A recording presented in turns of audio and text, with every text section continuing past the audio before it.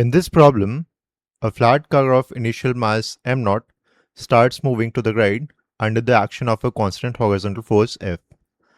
At the same time, sand starts falling vertically from a stationary hooper onto the flat car at a constant rate p kilograms per second. We need to find how the velocity and acceleration of the flat car vary with time. Since sand is continuously being added to the flat car, its mass is not constant. If the loading rate is p kilograms per second, then in a time interval t, the mass added is p into t.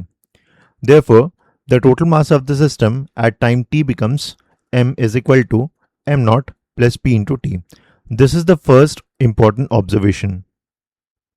To derive the equation of motion, let's examine a very small time interval dt. At time t, the flat car has mass m and velocity v. During the time interval dt, a small mass dm is equal to p into dt falls into the flat car. Now comes the key physical idea. The hooper is stationary, therefore the sand has zero horizontal velocity before it lands on the flat car. This means the incoming sand contributes no horizontal momentum before joining the system. At time t, the horizontal momentum of the flat car is m into v. After a time interval dt, the mass becomes m plus dm and the velocity becomes v plus dv. So the final momentum is m plus dm into v plus dv. The external force produces an impulse f into dt. Applying the impulse momentum theorem, m plus dm into v plus dv minus mv will be equal to f into dt. Expanding the expression gives mv plus m into dv plus vdm plus dm into dv minus mv. The terms mv cancel. The product dm into dv is a second order infinitesimal and can be neglected.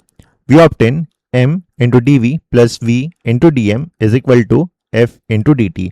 Dividing by dt, we get m into dv by dt plus v into dm by dt is equal to f.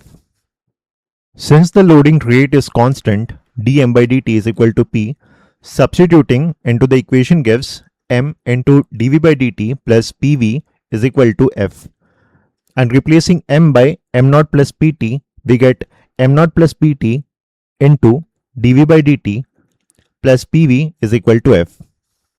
If we notice something here, the left hand side is exactly the derivative of the product m0 plus pt into v, because d by dt into m0 plus pt into v is equal to m0 plus pt into dv by dt plus pv. Therefore, the equation becomes d by dt of m0 plus pt into v is equal to f. If we integrate both the sides, we get m0 plus pt into v is equal to ft plus a constant c. Initially, the flat car starts from rest, therefore v at time 0 is equal to 0. Substituting this condition gives the value of constant c as 0. Hence, the velocity of the flat car as a function of time t is vt is equal to ft divided by m0 plus pt.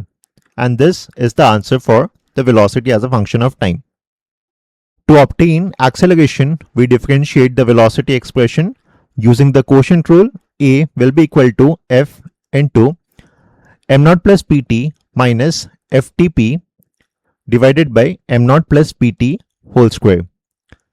The terms containing ftp cancel out, leaving a as f into m0 divided by m0 plus pt whole square. So the velocity and acceleration of the flat car are vt is equal to ft divided by m0 plus pt, and at, which is the acceleration at time t, will be equal to f into m0 divided by m0 plus pt whole squared. The velocity continues to increase with time, but the increasing mass makes it harder and harder to accelerate the flat car. As a result, the acceleration decreases continuously as more sand accumulates, and that's the complete solution.